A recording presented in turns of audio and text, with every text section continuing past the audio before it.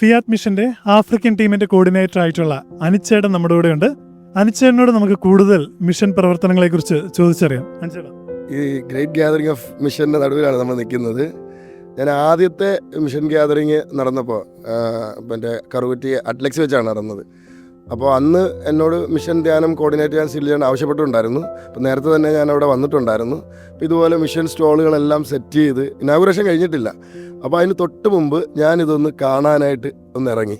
അപ്പോൾ ആരും എക്സിബിഷൻ തുടങ്ങിയിട്ടില്ല. അപ്പം ഈ ഇത് സ്റ്റോളുകളിലൂടെ ഞാൻ ഇന്നൊരു റൗണ്ട്സ് വെച്ച് അതെനിക്ക് വർണ്ണിക്കാനാവത്തില്ല. ഞാൻ നോക്കിയപ്പോൾ ഓരോരോ കോൺഗ്രിഗേഷൻ്റെ പേരുകൾ ഞാൻ അന്ന് വരെ കേട്ടിട്ടില്ലാത്ത കണ്ടിട്ടില്ലാത്ത ധാരാളം കോൺഗ്രിഗേഷനുകൾ ഇന്ത്യയുടെ വിവിധ സംസ്ഥാനങ്ങളിൽ നിന്ന്, ഇന്ത്യക്ക് വെളിയിൽ നിന്ന് ഇവിടെ വന്ന് അവർ എക്സിബിഷന് വേണ്ട എല്ലാം ക്രമീകരിച്ചുകൊണ്ടിരിക്കുകയാണ്. അപ്പോൾ ഇത്രയും പ്രേക്ഷിതരെ ഒന്നിച്ച്, അത് നമ്മൾ കേരളത്തിൽ ഒരു സേഫ് സോണിൽ ശുശ്രൂഷ ചെയ്യുന്നവരല്ല.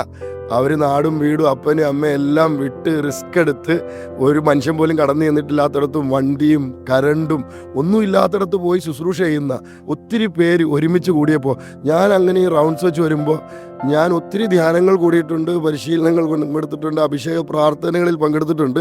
പക്ഷേ ഞാൻ അങ്ങനെ നടക്കുമ്പോൾ പരിശുദ്ധാത്മാവ് എൻ്റെ മേലിങ്ങനെ ആവസിച്ചതുപോലെ ഒരു പെന്തക്കോസ്ത അനുഭവം, അതെനിക്ക് വർണ്ണിക്കാനൊക്കത്തില്ല.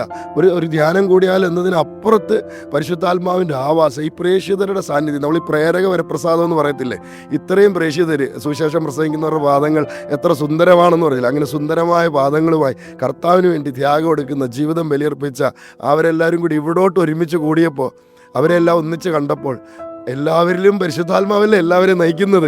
ആ പരിശുദ്ധാത്മ സാന്നിധ്യം അങ്ങനെ എത്രയോ ഇരട്ടിയായി നമ്മളൊരു ധ്യാനത്തിൽ കേൾക്കുന്നത് പോലെ അല്ല, ഇത്രയും പേരുടെ സാന്നിധ്യം അത് എനിക്ക് വിസ്മരണീയമായ മറക്കാൻ പറ്റാത്ത ഒരു അനുഭവമായിരുന്നു.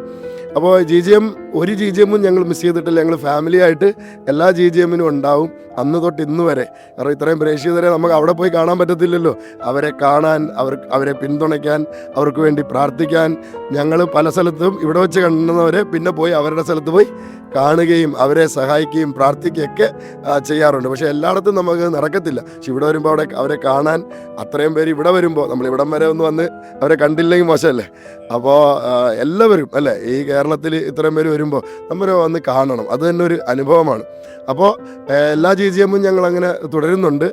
അത് ഞങ്ങൾ മുഴുവൻ സമയം പ്രേക്ഷിതരാണ്. പക്ഷെ ഇത്രയും പ്രേക്ഷിതരുടെ കൂടെ ആയിരിക്കുമ്പോൾ നമുക്ക് ചെയ്യാൻ കഴിയാത്ത ഒത്തിരി കാര്യങ്ങൾ ചെയ്യുന്നവരെ കാണുമ്പോൾ അത് നമ്മളിൽ പ്രേക്ഷിത ചെയ്തതിന് ഉജ്ജ്വലിക്കും. ചിലപ്പോഴൊക്കെ നമ്മൾ ക്ഷീണിതരാകും, തളർന്നു പോകും. പക്ഷേ ഈ ഇത്രയും ത്യാഗം എടുക്കുന്നവരൊക്കെ കാണുമ്പോൾ, ഇപ്രാവശ്യം എന്താ ഇന്തോനേഷ്യയിൽ നിന്നൊക്കെ വന്നിരിക്കുന്ന സിസ്റ്റർ, അവിടെ കരണ്ടും ഒരു സംവിധാനങ്ങളില്ലാത്തടത്ത് റിസ്ക് എടുത്ത് പോകുന്നു, അവരെ കാണുമ്പോൾ നമുക്ക് ഇത്രയൊന്നും ചെയ്താൽ പോരാ.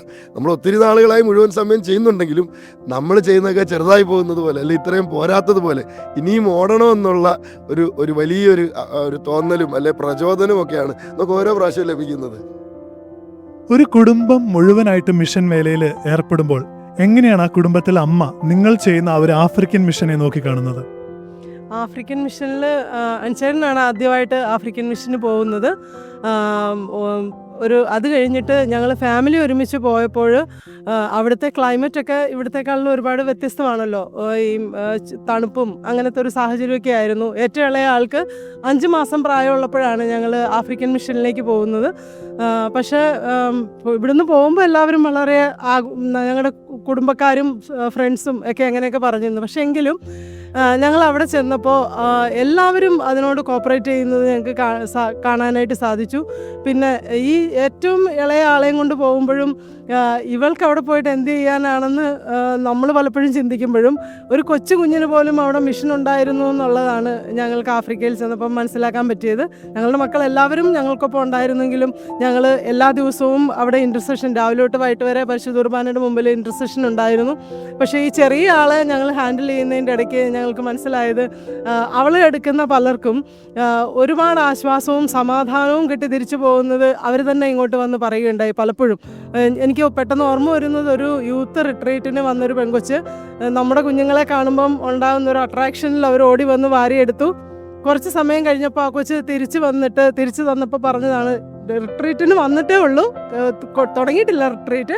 പക്ഷേ ആ കുട്ടി പറഞ്ഞത് പിന്നെ എനിക്കിപ്പോൾ തന്നെ വളരെ ഹീലിംഗ് കിട്ടി, സമാധാനം കിട്ടി, ഞാൻ ഒത്തിരി ഭാരപ്പെട്ടാണ് ഞാൻ വന്നത് എന്നിങ്ങനെ പറഞ്ഞു. അപ്പോൾ റോസിനെ ആഫ്രിക്കയിൽ അവിടുത്തെ പീറ്റർസൺ പറഞ്ഞിരുന്നത് യങ്ങസ്റ്റ് മിഷണറി ഇൻ കെനിയ എന്നാണ്. അപ്പം യങ്ങസ്റ്റ് മിഷണറി ആയിട്ടാണ് അവൾ ഞങ്ങൾക്കൊപ്പം മൂവ് ചെയ്തിരുന്നത്.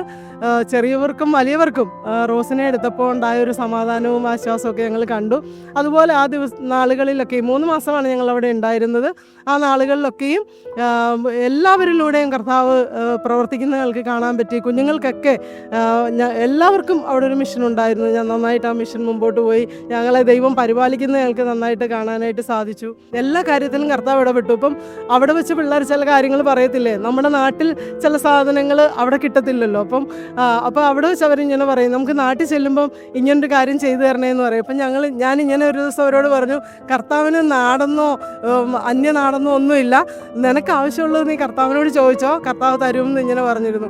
അന്ന് ഞങ്ങളെ അത്ഭുതപ്പെടുത്തുന്ന മാതിരി ഒരു സംഭവം ഉണ്ടായി. അതുപോലെ പല കാര്യങ്ങളും ഞങ്ങളുടെ ഓരോ ദിവസങ്ങളിലും കർത്താവ് ഇങ്ങനെ പരിപാലിക്കുന്നതും ഇടപെടുന്നതും ഒക്കെ ഞങ്ങൾക്ക് ആഫ്രിക്കൻ മിഷനിലും പ്രത്യേകമായിട്ട് കാണാൻ സാധിച്ചു.